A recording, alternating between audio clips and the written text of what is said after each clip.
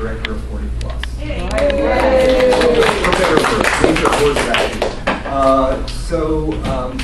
I'm pleased to welcome you here today. And how many people are new to 40 Plus?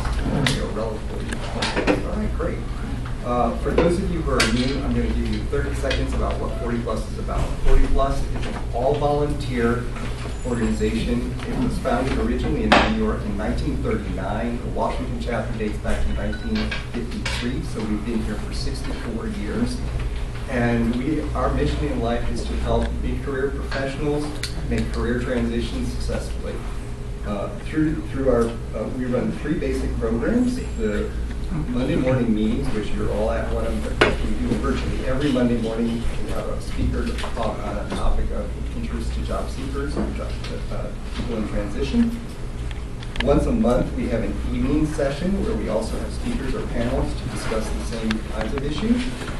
And the heart of our program is a very intensive 4-week training course where we try to equip you with the skills that you need to give you practice exercising those skills in a safe and supportive environment. So that's what 40 Plus is about. It's an entirely volunteer organization.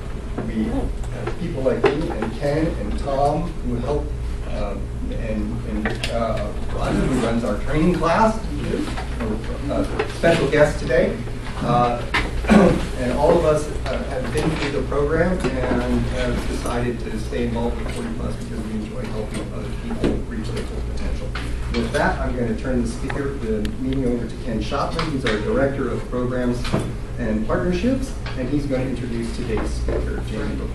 Thank you. Thanks, Eric. Thanks very much. Before I do that, and I know that's what I'm up here for, I want to talk a little bit about the other part of my responsibilities, which is partnerships. For any of you who've worked in the nonprofit or association world, you know that it literally takes a village. It takes collaborating with other organizations to be successful. 40 Plus believes that, and we try to live up to that from our standpoint as well. So I'd like to tell you about a couple of events. You may have seen other events noted in the slides. This Thursday, we're participating in a career fair held on by the National Career Fair Organization over in Arlington at the Doubletree Hotel. I'll be honest, it's focused on perhaps roles that are a little more junior or entry level than what all of you might be looking for, but it is a great networking opportunity and a great way to practice your teammate, your elevator pitch, and meeting other people. So that's Thursday, like 11 to 2, National Career Fair, if you want to look it up online. We also partner with some local organizations, including a group called BENG, B-E-N-G, which is the Business Executives Networking Group. We collaborate with them in both their Alexandria events as well as their events in Vienna. The next one in Alexandria is coming up on July 10th. It's focused a little bit differently. It's for small businesses or small business entrepreneurs, understanding your legal structure and its tax implications. So if you've ever worked with small businesses or perhaps have your own small business, those legal and tax issues are critical, and they'll have experts talking about that. That's in Alexandria, in Kingstown. Finally, this event I think was on the slides. We're very pleased to partner with our hosts here at the Foundation Center, as well as another local organization, actually a national organization called Reserve. And for those of you who are thinking or in a retired situation, or that might be part of your world right now, Reserve is an interesting organization because it leverages the experience primarily of retired workers to help them engage with socially oriented nonprofit organizations. As a nonprofit executive myself, this is a group and a cause that makes a lot of sense to me and is very meaningful. We are going to be working in collaboration with the Foundation Center and Reserve to host a program right here on Wednesday, August 2nd from 10 to 11:30, where the leaders from Reserve and the Foundation Center will talk about opportunities to help out and help these organizations around the country, but especially here in this area. So again, you can check our website for more information about those and other events that we're helping to promote. One of the new things that we're also adding to the website, it's not live now, it'll be live very shortly, is in our resources section. We're really beefing up the resources, the links that we have to other organizations, and especially to other employers. As I go to these career fairs and as I meet these organizations, they're open to and they want to hear from you as qualified, experienced candidates for the positions that they're looking to fill. So we're going to be really adding a lot of employers and resource organizations to that list, to the website.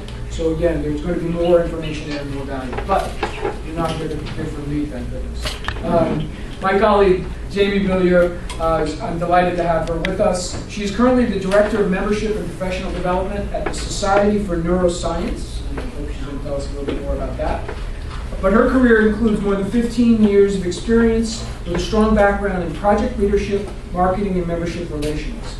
Her specialties include association management, volunteer engagement, component relations, project leadership, contract negotiation, marketing, and promotional writing.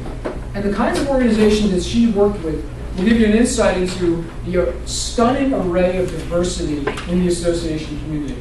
Everything from where she is now, the Society for Neuroscience, to the Park, Patio, and Barbecue Association. Really? There's an association for everything. Right, to the Tax Council and Tax Council Policy Institute. So that's a fairly wide and diverse array. So please join me in welcoming Jamie with us.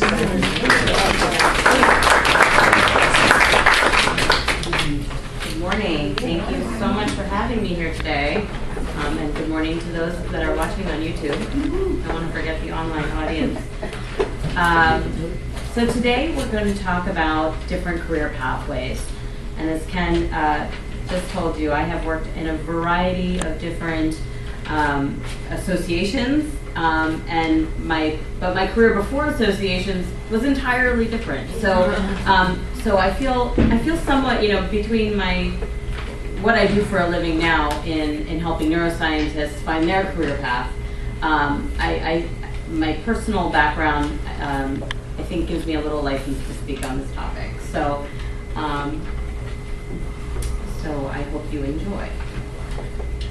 All right. So, what do you want to be when you grow up? This is a question that I still ask myself decades into my career. I hate this question so much because my answer changes annually sometimes, sometimes more than annually. How about you? How many, by show of hands, how many of you have always been certain of what your next step is? I was hoping you'd say that. That's because there's so many different career paths. Depending on your skill set and your passion, you can go so many different directions, and sometimes that feels scary and ominous. But it's also, I'm a silver linings girl. You're going to get that a lot through this presentation. It's opportunity. Thinking about where you can apply your skills in the different exciting fields that are around us. It's just a wonderful opportunity to leverage yourself, your knowledge, and your skill set.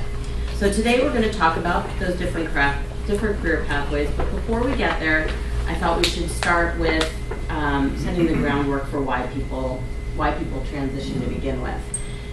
Sometimes it's a choice, and sometimes it isn't. I know I've transitioned for all but one of these reasons, and yes, that includes being fired. We'll talk about that later too. But I think it's really important to understand why you're transitioning, especially in the first category of choice, and it really dives into not settling, not staying at the same job for year in and year out, doing the same thing because it's stable, but which is good sometimes, but also seeking new challenges and seeking new inspiration, and really making your job more than a job, making it it's your career, it's your life. I spend 50 hours a week working at my job, so I better like it, right?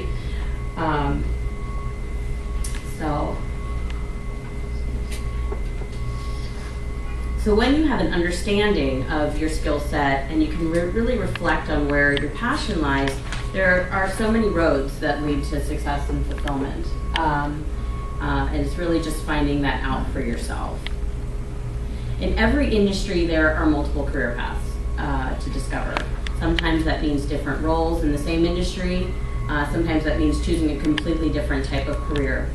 As I mentioned previously, I've had all of this and I'll talk a little bit more about my career path a little later, but just in thinking about the different associations and industries I've worked within, it started with the National Air Duct Cleaners Association. So yes, there is an association for everything, and then the financial industry, and then manufacturing in barbecues and fireplaces, and then to where I am today in a scientific organization supporting neuroscience.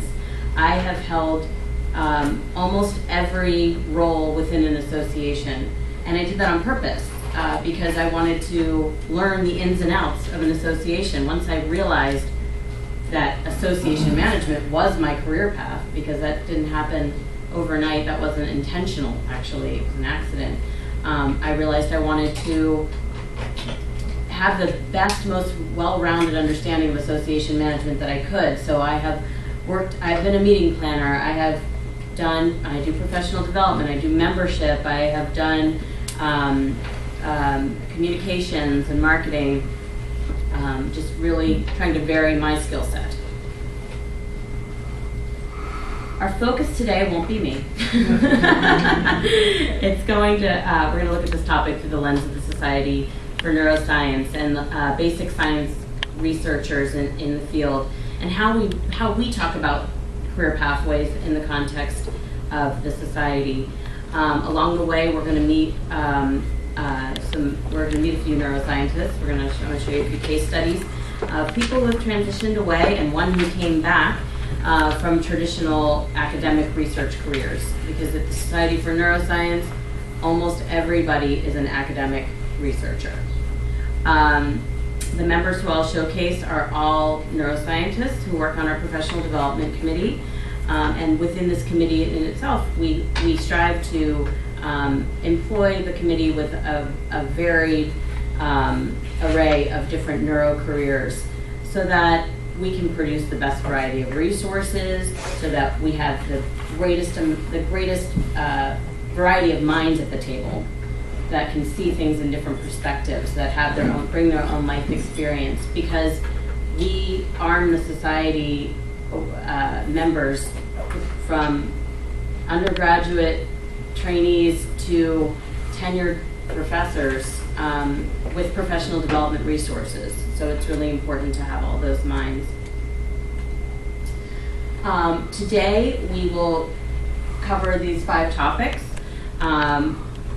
I'm going to have a series of self-reflection moments. I hope everybody has a worksheet. If you just came in and don't, there are some right outside the room. But my goal today is to have you walk out with a sense of who you are and what you want. Because those are potentially the most important things to know about yourself as you're transitioning and within your job search. You might be thinking that you already have a keen sense of that, and you don't really need that from me.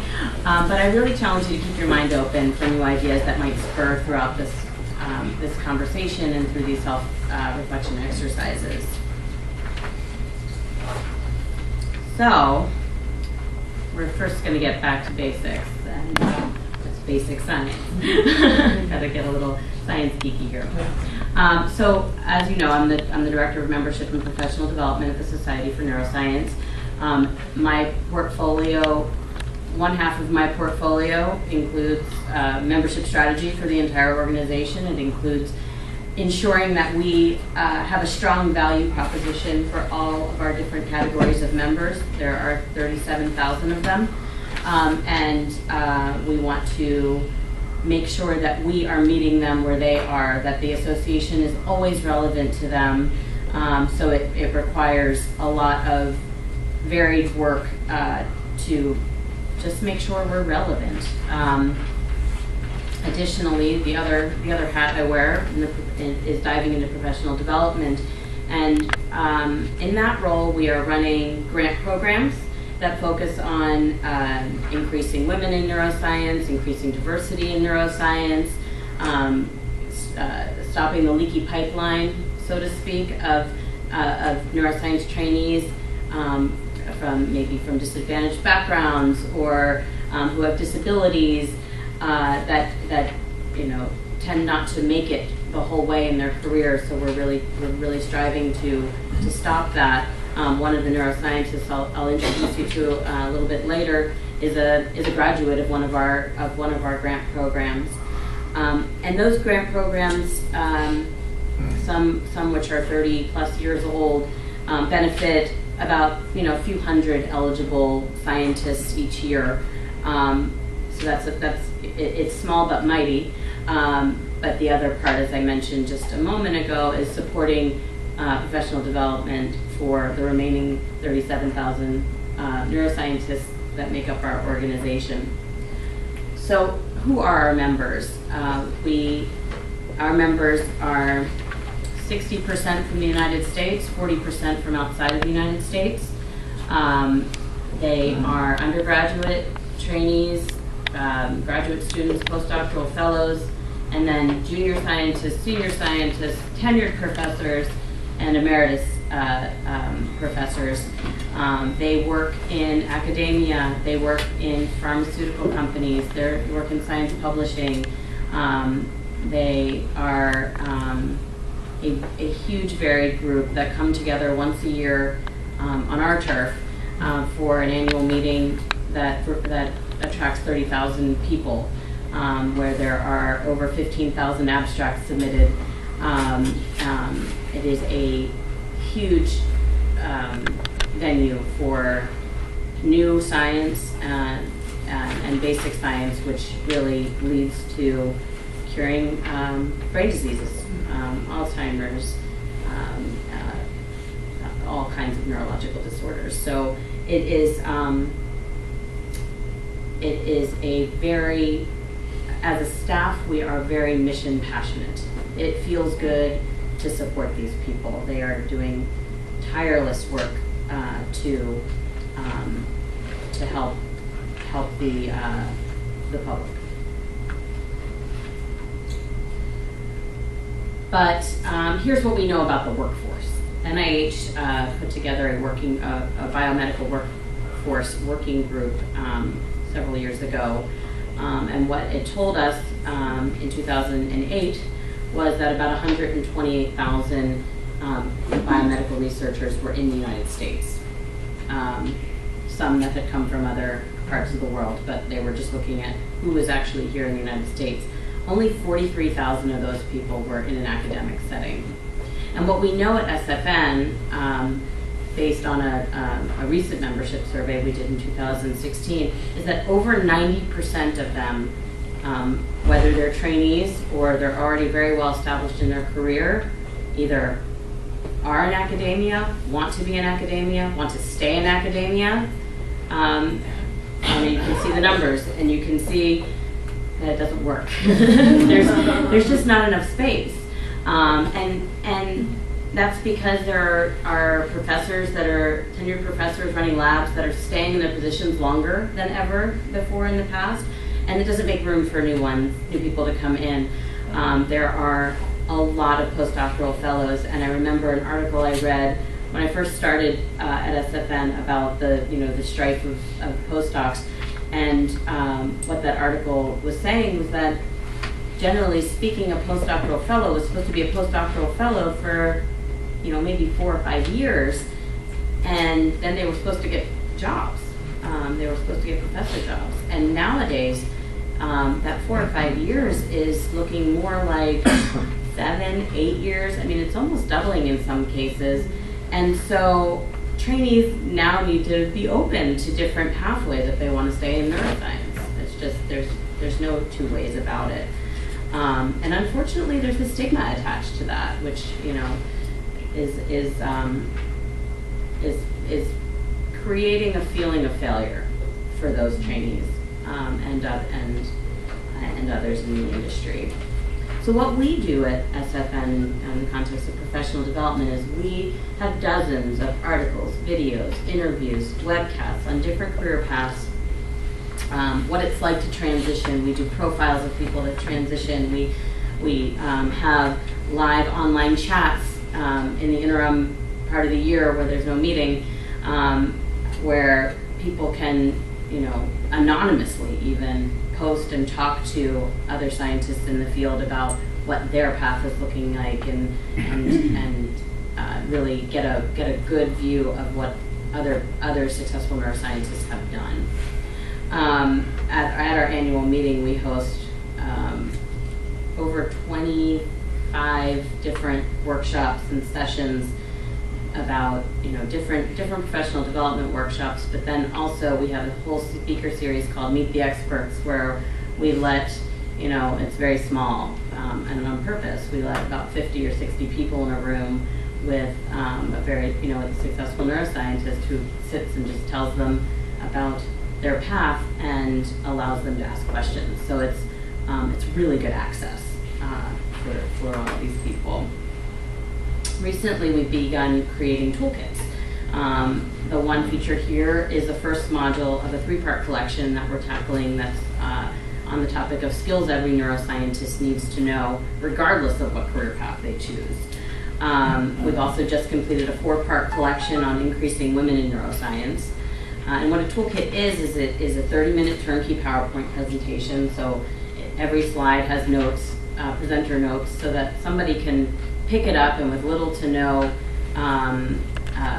preparation time, they can give a presentation. And we arm our chapters around the world with these toolkits, and we give them to different neuroscience departments and programs around the world to have department chair meetings and so on and so forth on topics of recruitment and retention and climate and so on and so forth.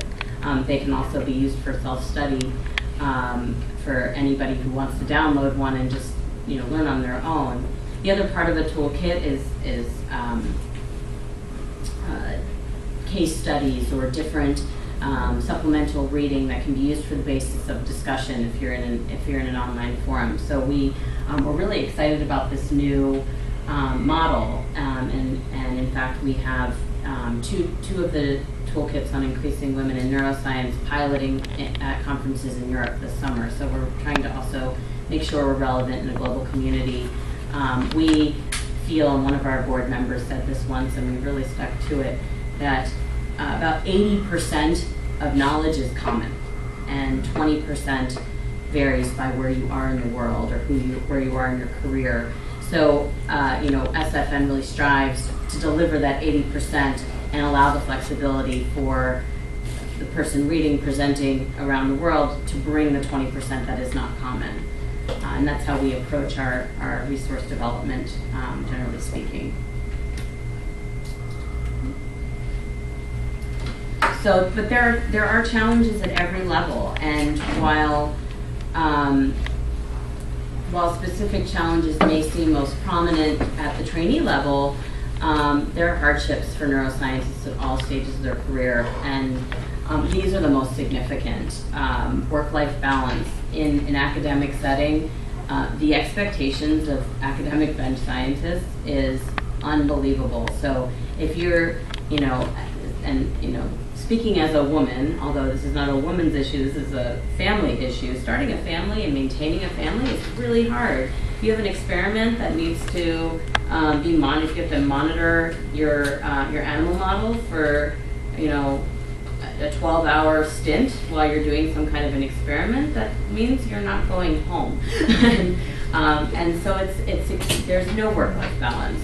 There's very high expectations of PIs, principal investigators, who run the labs. And so, and then as a PI, obviously, you have to maintain your funding. And funding is completely uncertain. The draft budget for NIH is calling for a 20% reduction of NIH funding. So that is the draft budget for the administration for the country.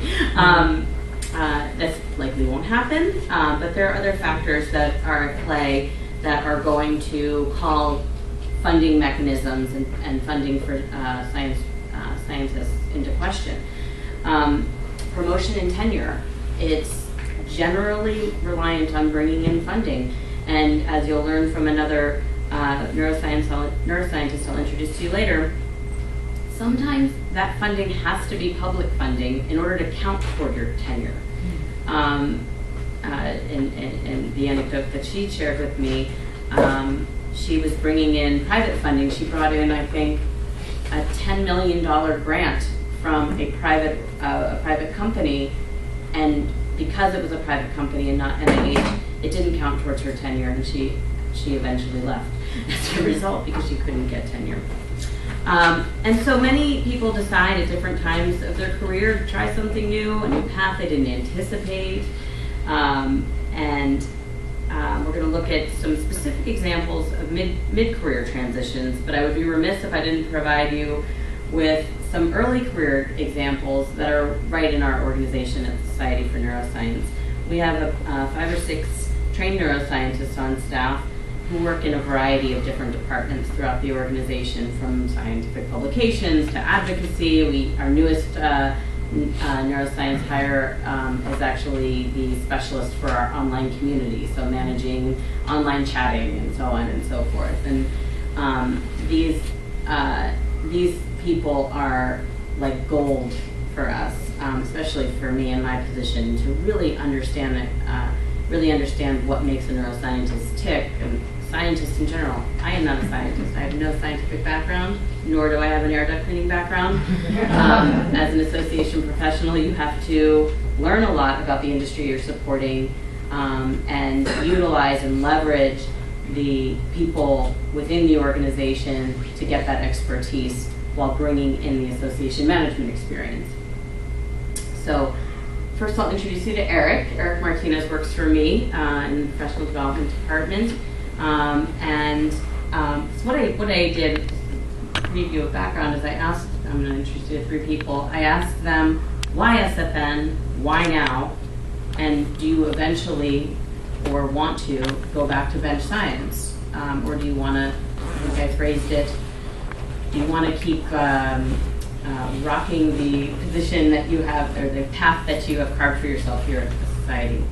And so what Eric said was, during his undergrad, he was fascinated with the subject of neuroscience. Somewhere along the way, I was losing sight of the forest for the trees, and realized I more so appreciated the big takeaways from its research, not their precise mechanisms. And after graduating, I thought it would be best to get involved with an organization where I could continue supporting the field of neuroscience without being at the bench. Eric joined our staff literally months after he graduated from William & Mary, his undergraduate degree in neuroscience. He went on to tell me, and actually he told me this during his interview, that during his senior year he was a head resident assistant, and during that time he was given opportunities to provide professional development to the other RAs, and he really found that fulfilling and fun. In fact, he gave me one example of how he connected neuroscience and caffeine for them, and he made this whole chart about the neuroscience of coffee and how your circadian rhythms work, and when you should drink coffee in order to fully maximize your energy potential. So he's really quite happy at SFN. He works with our grant programs, and so he's very passionate about diversity programming in general, and just being able to support the field. Sylvie Raver is our training and policy manager. She says, I wanted to transition away from the bench and wrap up my postdoctoral fellowship in relatively short order. I committed myself fully to broadening my training to ensure that I would be competitive for either a fellowship or a position right after my postdoc. This required pursuing essentially a second full-time position of volunteering to gain experience and build my network so that I could move away from the lab. She also shared with me that one of her major reasons for moving out of bench science was that she developed an allergy to rodents, and so definitely an occupational hazard in neuroscience. She has been a fan of neuroscience since high school, and she's been a member of SFN since grad school.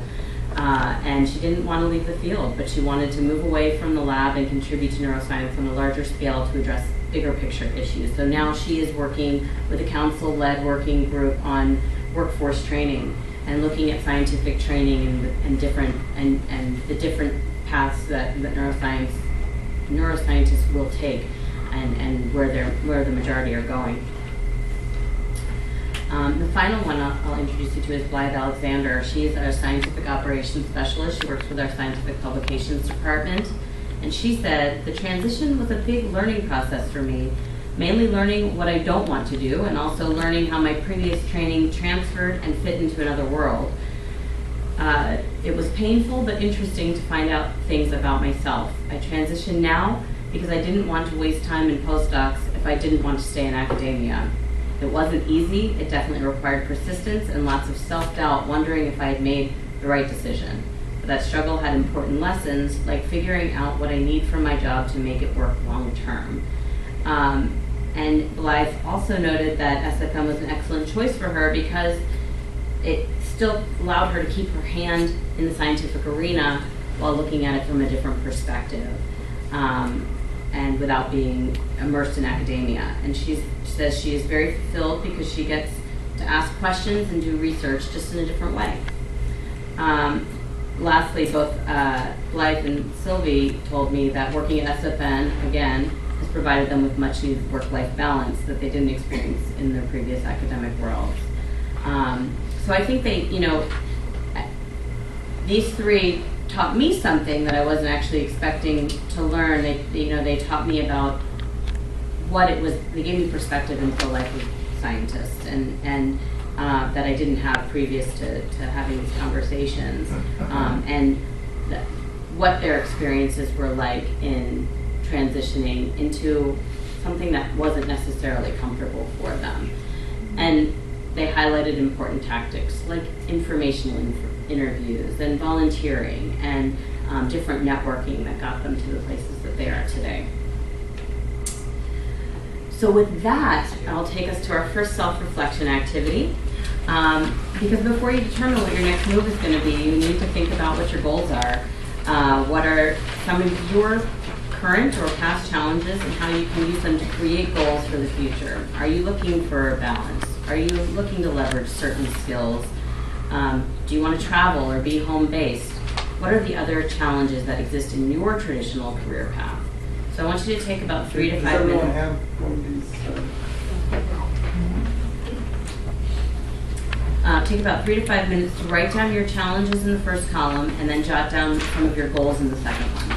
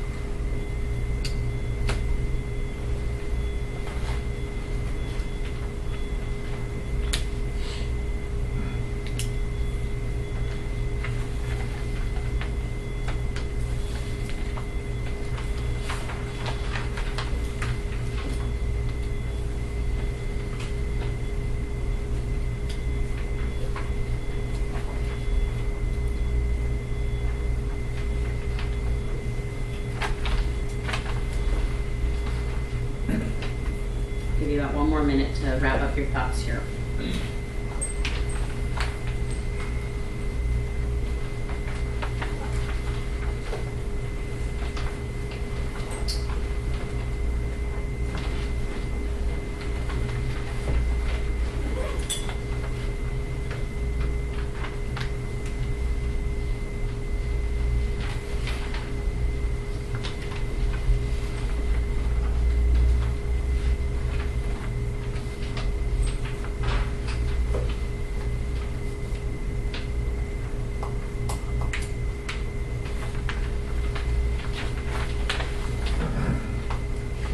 Go back to this later.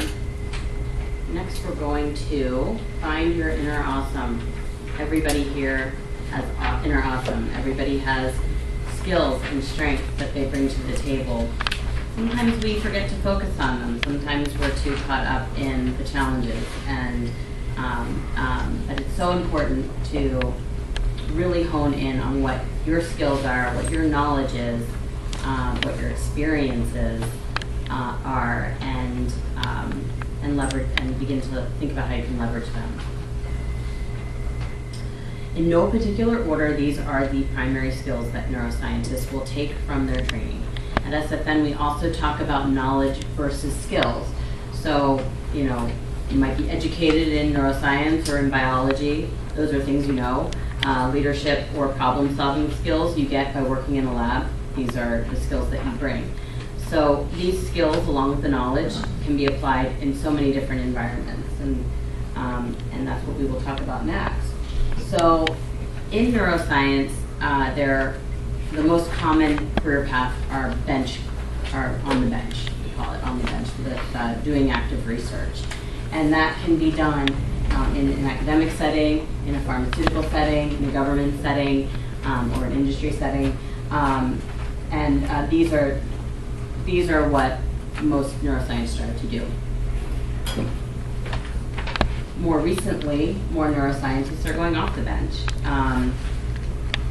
This used to be called an alternative career path, and there's the stigma that I was telling you about. And it's just, that's a myth. We are now we're striving to get closer to calling it non-traditional career paths. So academia, for instance, a woman that I work with, or I used to work with on the professional development committee, is the president of Trinity College now, and she's a very accomplished neuroscientist. The nonprofit world, as I mentioned, some of my colleagues, funding companies, philanthropic organizations, great place for scientists to go. Government, NIH, NSF employ many neuroscientists, publishing and industry as well.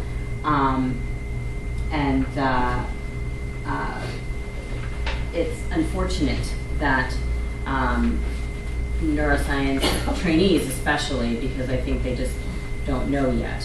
You know, you don't know what you don't know as you're still coming up in your training, are made to feel like failures. In fact, I have a recent anecdote, a couple of years ago now, where I was sitting in a committee meeting, the Neuroscience Training Committee, and one of my colleagues there, who was at the time, she's moved on now, but she was at the time the policy manager, and she was sitting in the meeting where several prominent PIs were talking about how we don't want to train our postdocs to go off and do something else. No, that would be a failure on our part. Why would they want to leave the bench? And we need to teach them to basically be who we are. And I gave Lauren a lot of credit for not getting up and walking out of the room, because here she was, a neuroscience PhD, who had done just that. She had left her lab and gone on to do something that she felt was more appropriate for her. So it's important to remember in your own career path, in your own journey, that even if it's not the traditional place that you're meant to be based on your training, doesn't make you a failure. It makes you an opportunist. And there's my silver linings again. So we can think about Eric and Sylvie and Blythe, or many other SFN members who have transitioned away from their intended career paths. But I'll give you one neuroscience example, and that's me. That's my son. Basically, I started off in broadcast journalism. So I went to school at the University of Maryland. I got a degree in broadcast journalism, and I worked for 4 years in television and in radio. University of Maryland? Go Terps. No, journalism. Oh, journalism. Oh, really? Excellent. Go Terps anyway. I worked in 4 years between television and radio, behind the scenes, and I just found it wasn't for me. I enjoyed the communication skills. I enjoyed the writing. I enjoyed meeting all the people that I met, going around with camera crews. We'd go around and film different stories. And I really liked that part, but it just wasn't fulfilling enough for me. And so I took a job doing communications at the National Air Duct Cleaners Association, and found that within the first year it was just not a good fit for me, culturally within the work environment. And so I started seeking new positions, and I was, and this is a terrible story. I was open with my immediate supervisor about it, and it ended up getting me fired. So there I got and lost my first association job. But I stood up again, and I used my networks, and I applied and took a job with another association, the Tax Council and Tax Council Policy Institute, so where I spent about a decade in the financial services arena, and got to wear so many hats in a very small staffed organization, going from conference coordinator, I think was my first title, all the way up to, I was interim executive director for a short stint, but my position when I left was associate director. And I learned so much, and I took those experiences, well, I should say before I took those experiences and left, I, during that time, had my aha moment and said, oh, wait, association management is a career path that I had never considered. I was getting to a point where I was no longer really being challenged, and there wasn't anything new to do, and I wanted new inspiration. And as I started thinking about what my next move would be, I realized I'm an association professional. Hey, so this is what I did. I had always been a member. I had started my membership at the American Society of Association Executives probably 3 or 4 years into this job, and I got better connected with them. And I went through their certification program, and those little 3 letters behind my name, Certified Association Executive. And I went through that process, which was amazing. I mean, everybody always has something to learn, and I learned a whole lot, and met some wonderful people in that journey. And then I said, well, where do I want to go? You know, do I want to stay in financial services, or do I want to go to a completely different field? Do I want to work for a for-profit? Because there's that lane in association management companies that manage smaller associations. And so I started doing informational interviews, and I went out and I really expanded my networks, probably like 5-fold, talking to different people who I was welcomed in those informational interviews. You mean you want to come and talk to me, and I have nothing to offer you at all, but you just want to hear about me and what life is like in my job. And so people were really willing and to talk to me, and were very gracious. People that I keep in touch with today, and that's what ended up leading me to the Harp Patio and Barbecue Association. So. You know, basically the moral of the story and the end of the story is I'm in my 5th industry. I have now like experience working in almost every area of a nonprofit organization. No finance, you wouldn't want me there. I can manage a budget, but you don't want me doing the books. Okay, and this now brings us to our first neuroscience case study, and an example of a mid-career transition. So this is Ken Maynard, and Ken is the neuroscientist I spoke of, who was part of our Neuroscience Scholars Program, the grant program that we run for underrepresented scientists in the field. Ken got his PhD in London, and he did 2 postdocs in the next 4 years following that. And then got jobs as a professor at Mass Gen Hospital and Harvard Medical School, both. And he ultimately left academia so that he could continue to do science without the funding pressures. It was just getting to be too much. And what he found when he got into pharmaceuticals was that his bench work was now in translational medicine, so which basically, or translational science, which leads to clinical trials, and he found that very fulfilling, that he was actually seeing the fruits of his labor having positive effects on people. So that was something, it was just unexpected that he would find in the industry. He also had more opportunities for leadership roles. Between 2000 and today, he's worked in several different growing positions between two pharmaceutical companies. He also noted that there are more resources in industry, both financial and people. So there are better benefits, including flexible work schedules, and that ties to that ever important work-life balance. He's so happy that he left academia and went into industry, and it just gave him access to things that he never really imagined. Today, while he's still at Takeda Pharmaceuticals, Ken is also studying to become a career coach, and he really is passionate about empowering other neuroscientists with these different options, because nobody did it for him. So this brings us to our second self-reflection activity. Take a couple of minutes to think about what your skills are and what your knowledge is, and the non-traditional paths that exist for you. I'll give you a few minutes there.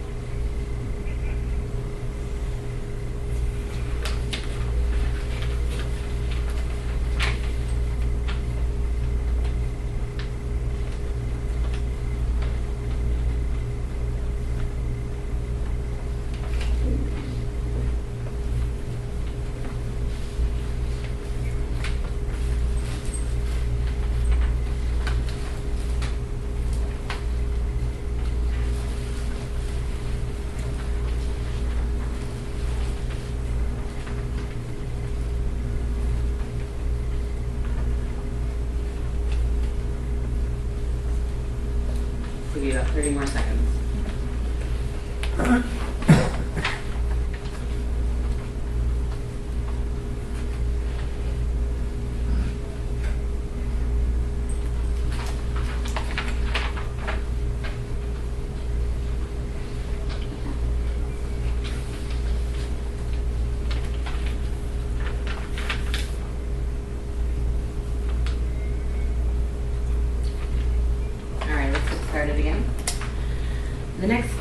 The next thing we're going to talk about is the tools to find your path. Everybody needs tools in their toolbox, and it is how you leverage these tools that is most important. As Ken said earlier, it takes a village, and what better village than the village people? At SFN, we talk about the importance of your mentoring circle. Surrounding yourself with people who can support you and your growth at every transition point is key to success at all career levels and in all industries.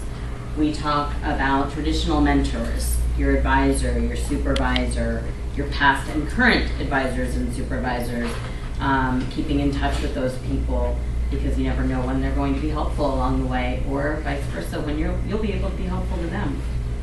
We talk about peer mentors, the people that are within your same, at your same level, learning from them,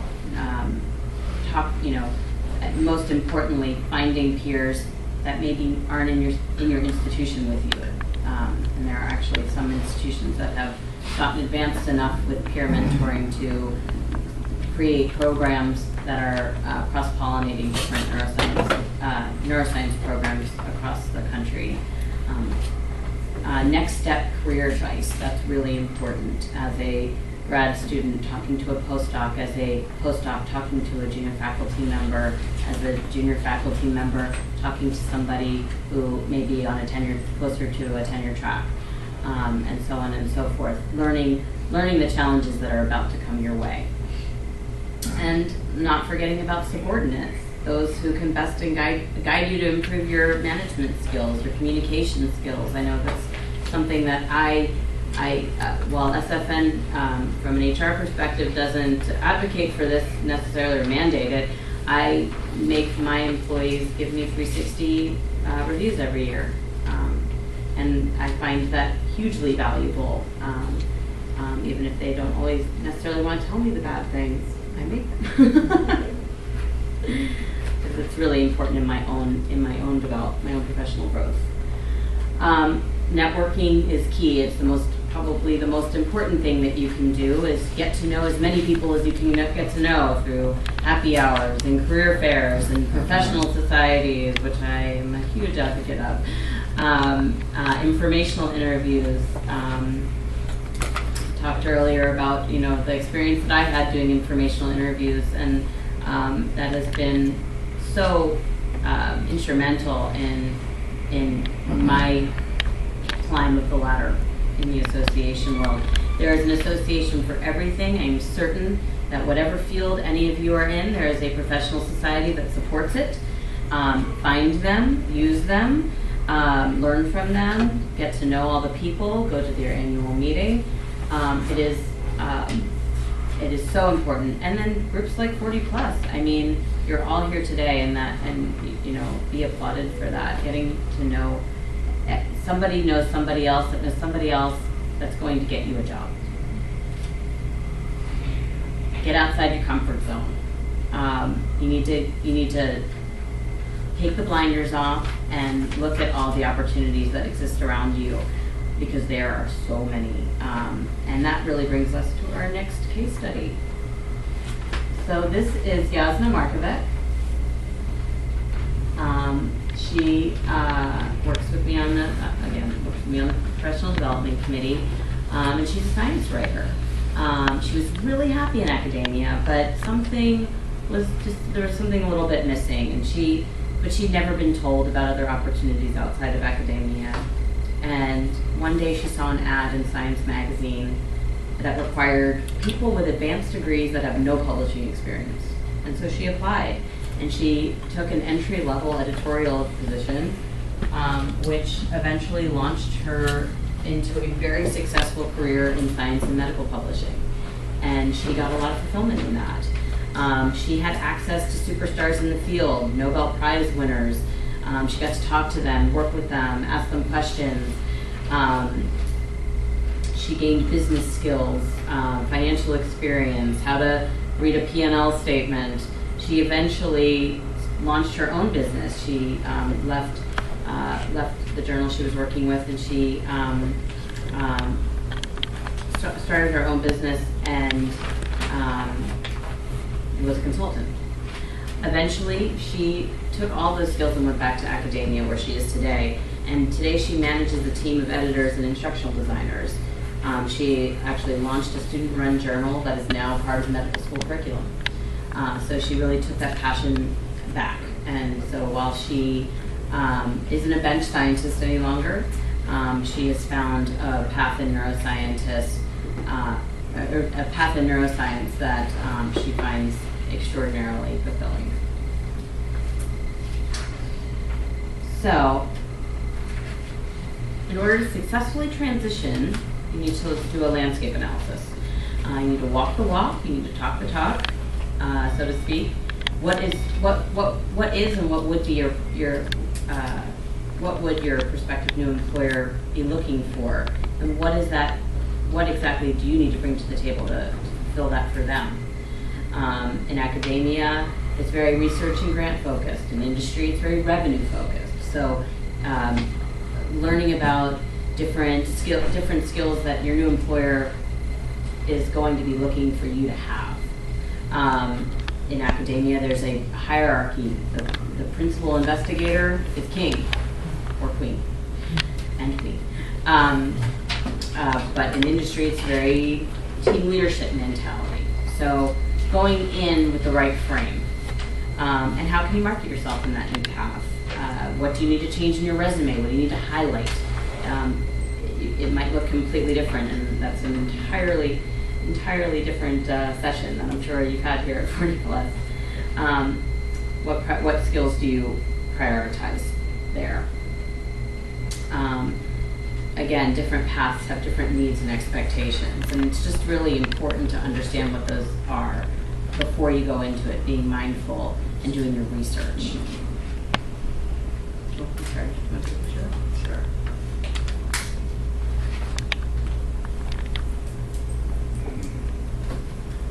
So how do you sell yourself appropriately? How do you prioritize your skills? How do you leverage your relationships? What is your elevator pitch? That's probably the most important thing to sit in a mirror and practice, or do it to a friend. Which brings us to the last activity, which is a group activity. So if you're not sitting next to somebody, please move around. I want you to pair up with your neighbor, and I want you to take turns. Look at one non-traditional career path that you've listed on your worksheet from exercise 2, and in 2 to 3 minutes, take turns, sell yourself with the skills that you think are important to that path.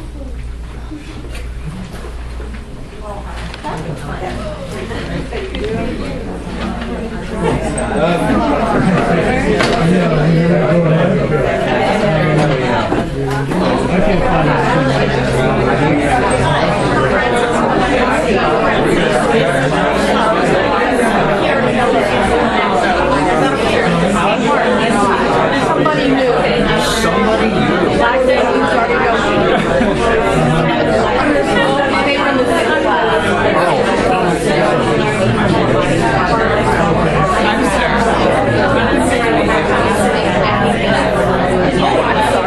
Dee, I thought you were somebody else.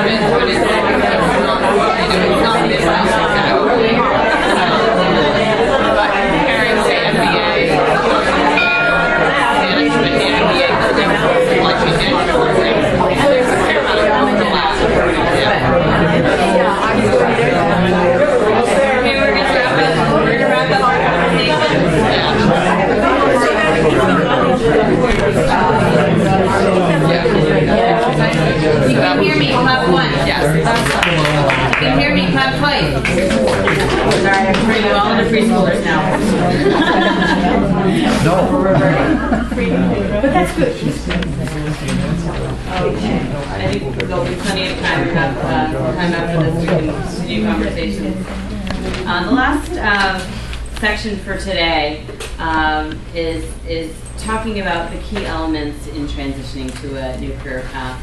We've discussed how you utilize your skills and knowledge to think outside the box. And now I want to show you a particularly good example of how to leverage your networks. This is Janet Clark. She is a rock star. She works at NIH in the National Institute of Mental Health. And you'll see, she actually started there too. Soon after her PhD, she went on to get her postdoc at the National Institute of Mental Health. And her postdoc advisor, when she was ready to look for to get her first lab, actually encouraged her to apply at Merck Research Lab. And she said, I don't want to go to pharmaceuticals. Why would I do that? I did this to become I want to run my lab. I want to be in academia. But she listened to him, and she actually ended up getting she got 2 offers, one in academia and one at Merck, and she took his advice and she went there because he really was sure that it was going to be great for her. And she stayed there for 10 years and she really liked it. She ran a lab there. But after 10 years, she decided she wanted to get back to academia, and she did. She went and got a position at Drexel.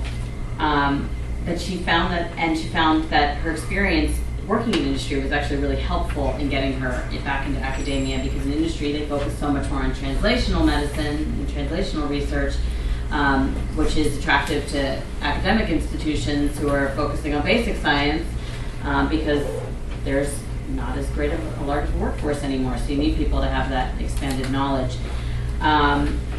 So this Jan is the person I was speaking about earlier, who got that huge grant from a company, but it wouldn't allow her to get any tenure position because it wasn't public funding. And so years later, after being at Drexel, she was approached by NIMH through the contacts that she had made years and years before about a position for the director of fellowship, director of fellowship training. The previous director was about to retire. She actually said no the first time she was offered the position, but when they came back a second time, she was really striving to get a tenured position at Drexel, but and she was enjoying research. And so, when they came back the second time, she sort of admitted defeat on the tenure track, that it was just not going to happen there for her. So she took it, and what she found was so much fulfillment and she has so much dedication in helping trainees. She's actually, her whole family's in New Jersey, but she lives in Virginia because she works at NIH, and so she travels between Virginia and New Jersey every weekend, and that's because she loves her job so much. She's found so much passion there. She's been given opportunities to continue to do research, but she knows that she wouldn't really be able to do it justice. She wants to be able to give her all. So she finds fulfillment in giving back to the scientific community through professional societies like the Society for Neuroscience, which she does a tireless amount of volunteer work for. She's one of our best volunteers, one of the best that I work with. But Janet really leveraged her success by keeping in touch with people, by leveraging her networks. She is still very close with all of the advisors she had through all of her training from grad school on, and those are some pretty big names. And I won't go into all the names, but she has really forged her success through her networks, and I think that is just an important piece to end on. So some final words of advice from a team of neuroscientists. That was one of the questions I went to ask my 3 case studies to tell me was, what advice do you give people that are going through a transition? And they're all listed on your worksheet if you want to keep it. Be resilient. That was Jan's biggest one. She said it with such strength that I added the exclamation point there. She said it was so hard for her at so many points in her career to transition, and that is her most important piece of advice. Do your research, understand where where the prospective employers are coming from, so that you can meet them where they are. Be intentional and strategic. Have that, have the question of what do I want to be when I grow up floating around in the back of your mind, so that you're taking the appropriate steps to get there in the moment. There's always more to learn, so always leverage other people around you, and leverage your professional societies, and leverage anywhere you can learn. There's so much online, and there's so much in person, and there's more than anyone actually has time to do. So you can always find something. And networking, coming here on Mondays and being part of 40 Plus and other organizations, to make sure that you're constantly keeping up your online profile as well as keeping up your personal profile, so that people know you're out there and people know that you're looking. I think that is probably the end of what I have to say about that. So I want to thank you very much for having me here today. I guess what I will leave you with is find your passion. I have found it for myself in helping people to excel in their careers and helping industries to grow in the marketplace. And I've worked between trade organizations and professional societies. I think I lean a little closer to professional societies in my heart, because you really get to make those relationships and really see the impact that not me myself, but that my organization as a driving force has on individual people. So even though the Society for Neuroscience has 37,000 members, or so, plus or minus a few hundred, I meet people every day on the phone, online, and in person at our meetings that have really directly benefited from the resources and the venues that we provide. So that's fulfilling for me, and so I encourage you to think about what your passions are and just work towards them. Thank you.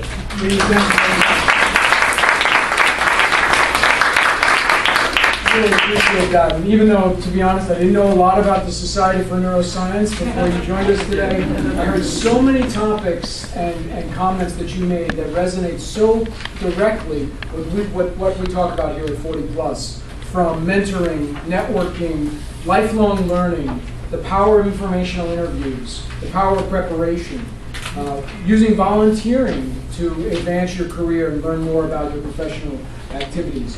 The difference between knowledge and skills, and being able to articulate your strengths in each of those areas. So again, I think you offered us a lot today, and I really want to thank you one more time for being part of our organization. Well, before we make a move to another part of our